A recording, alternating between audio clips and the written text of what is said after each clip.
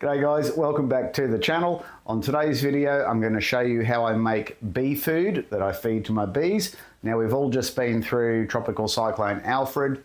The wind and the unbelievable rain would have completely destroyed any bee food that is out there in the environment. So I'm most definitely going to be feeding my bees for the next however long it takes until we get some natural resources back in the environment. And I'm going to show you guys how you can do it as well. So we've got a few ingredients laid out here on the bench. I got a clean shirt on because I've just spilled dinner down my front. Let's go. All right guys, so here are our ingredients. Now this is a really simple recipe. I'm not saying it's the best recipe. There are countless recipes out there that you can use. This is the one that I use. My bees love it. So this is the one I'm going to share with you. So what you'll need: 2 kilos of white sugar. And you can scale this to whatever quantities you want too, by the way. So yeah, 2 kilos of white sugar. That little guy there is some citric acid. Focus. So you can get that at Coles, no drama. Stock standard table salt, get that at Coles. This bit here is optional. Okay, that's some organic apple cider vinegar. I've got a little egg cup thingy there. The use for that will become apparent in a minute. And a couple of different measuring spoons there. You are also going to need 2 litres of water and a fairly sizable pot. Okay, let's spin this camera around and get into it. Right, stove on. Cool. Pot on. Righto guys, so after you've got your pot on, first thing we put in there, 2 litres of water.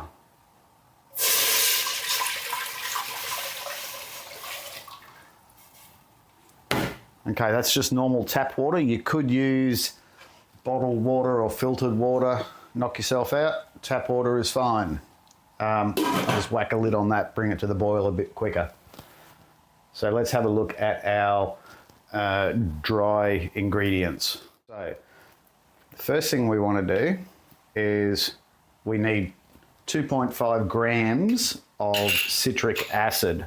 Okay, 2.5 grams is approximately half a teaspoon. Okay, so that's a half a teaspoon measuring spoon. That'll do. And put that, your 2.5 grams of citric acid. Next thing we need is 2.5 grams of table salt. Okay, so using the same half teaspoon measurement.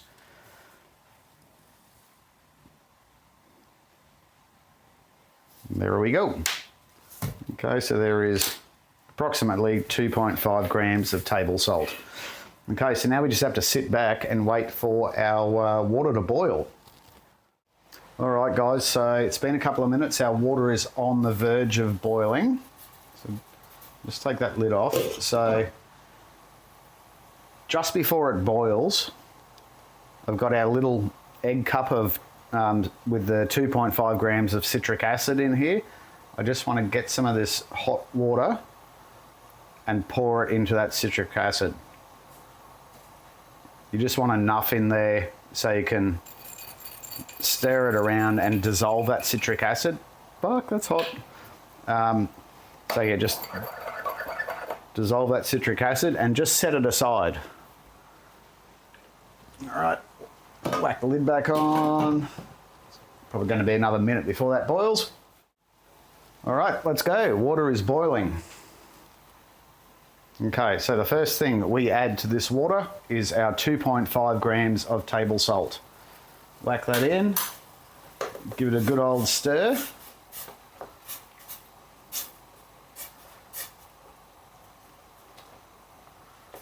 Okay, now here comes the critical bit. It's time to add our 2 kilos of white sugar to the boiling water. So you've got to be really careful doing this. You don't want to plonk it in there and have boiling water go all over you. But what you need to do is to stir this continually while you're pouring the sugar in, and then just keep stirring it. All right, here we go. Let's see if I can stuff this up.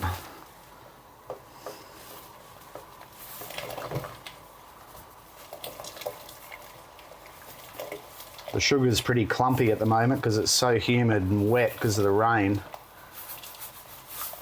Just keep stirring. Get it all in there. Come on. Ugh. I'm gonna have to go 2 hands.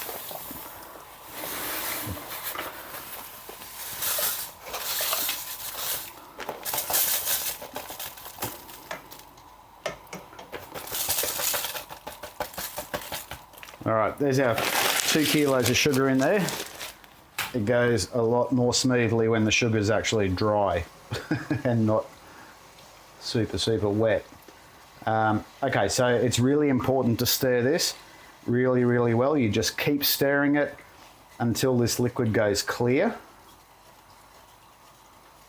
So I'll just adjust this camera so you can see when that happens.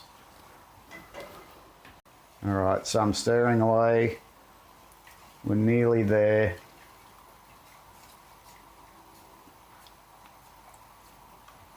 And the reason you want to stir it until it's clear, you want to make sure there's no sugar stuck to the bottom of the pot, which can burn, and apparently burnt sugar is toxic. Okay.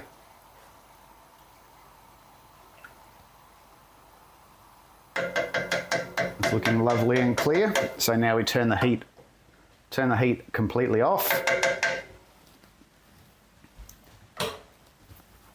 And that, my friends, is pretty much it. All right, guys, so I've let this cool down for about 5 minutes, so it's still bloody hot. Get a good stir going, and then we pour in our dissolved citric acid. So the citric acid will lower the pH of the mix and will improve its shelf life as well. Righto, hold the phone.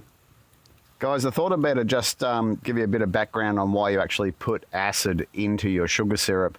So I've just done a simple Google search and screenshot a few replies to it here. So I'll just read those out to you. So the AI overview, adding acid like citric acid or vinegar to bee food sugar syrup helps mimic honey's natural acidity, aids in sugar inversion, and can act as a preservative, preventing fermentation and potentially improving bee health.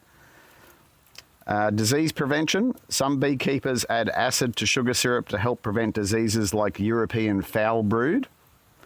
Examples of acid are citric acid, vinegar, and even lemon juice can be used to acidify sugar syrup. So sugar inversion, there's a bit on here on sugar inversion, and that's it's kind of important. So sugar inversion, the acid acts as a catalyst, breaking down the sucrose, which is table sugar, into fructose and glucose, which are easier for the bees to digest. Preservation, acid can help prevent fermentation and spoilage of the sugar syrup, which can be a problem if the syrup is stored for a long time or not used quickly.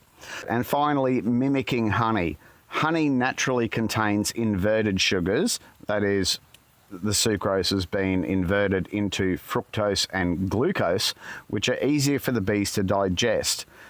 Adding acid helps convert some of the sucrose into these simpler sugars, making the syrup more similar to honey. Righto guys, back to the video.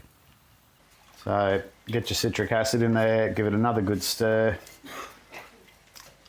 And then we have to wait now until this cools down to about room temperature before we go on to the next optional step, which is adding our apple cider vinegar.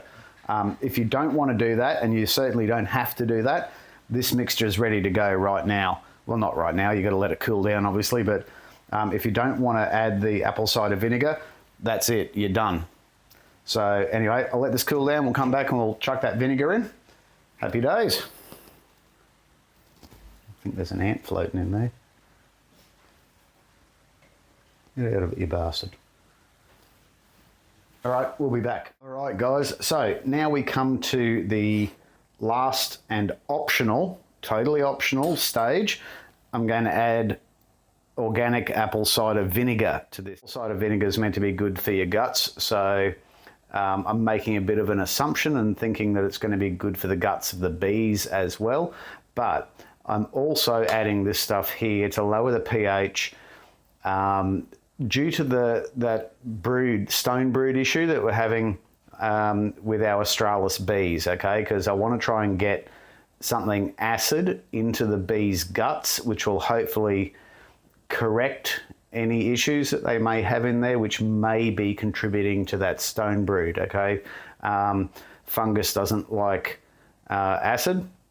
They're not best friends. So adding this stuff certainly doesn't hurt your bees. But anyway, here we go. So we're going to add 10 ml of this organic apple cider vinegar. So I've got a 5 ml measuring spoon. We're just going to use our little egg cup again. There's 5 ml.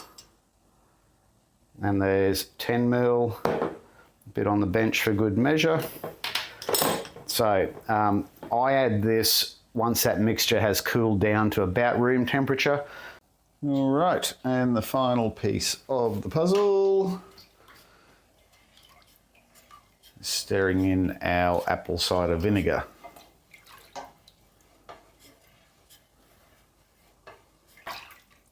All right, so you can whack that in a bottle and chuck it in the fridge.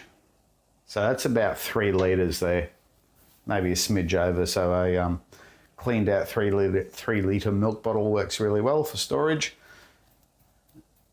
And of course, if you are going to feed your bees, you're going to need a feeder. So there'll be a link in the description of this video here on how to build a simple sponge feeder. That's this guy right here, somewhere. That guy is really cheap and easy to build, and it's good for about 5 to 6 colonies, I guess. If you have more colonies than that in the one place, you're going to need to go to a bigger feeder, which is this guy coming up. Or you can go for a much more substantial feeder, like this guy here, which is in a 10 litre bucket, if you've got a lot of bees to feed in the one location. So yeah, the big guy here works fantastically if you've got a lot of bees in one location. Otherwise, you can just go for that simple sponge feeder in the YouTube video. And we do sell these as well if you're interested in these. They're not on the website yet, but I'll whack them up on there. Righto guys, that's it for this video. We're done. So on feeding bees, you are the best judge of whether your bees need feeding or not. You can tell just by looking inside the colony and looking around your local environment, like within 500 metre radius of where your bees are, and just have a look for resources. If there are none, get ready to feed. Especially now in the wake of Cyclone Alfred, everything's copped a hiding. Hopefully it's the end of the bollocks weather for a while though, and maybe before winter we get some good growth and good flowering and nectar flows and things like that. However, don't ever let anyone talk you out of feeding your bees. There's a lot of people on social media that say, oh, you never have to feed your bees. That's absolute bullshit, all right? You be the judge. You have a duty of care to these bees as their custodians. So you be the judge. You do what's right for your bees. I'm going to do what's right for my bees at this particular time. So subscribe to the channel, guys, so you don't miss any new videos. Be a new one coming out shortly. But until then, be good to yourselves, eh? Is he in frame? Yeah. Oh, fuck. Nearly fucked that up.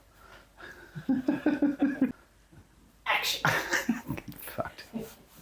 G'day guys, welcome back to the channel.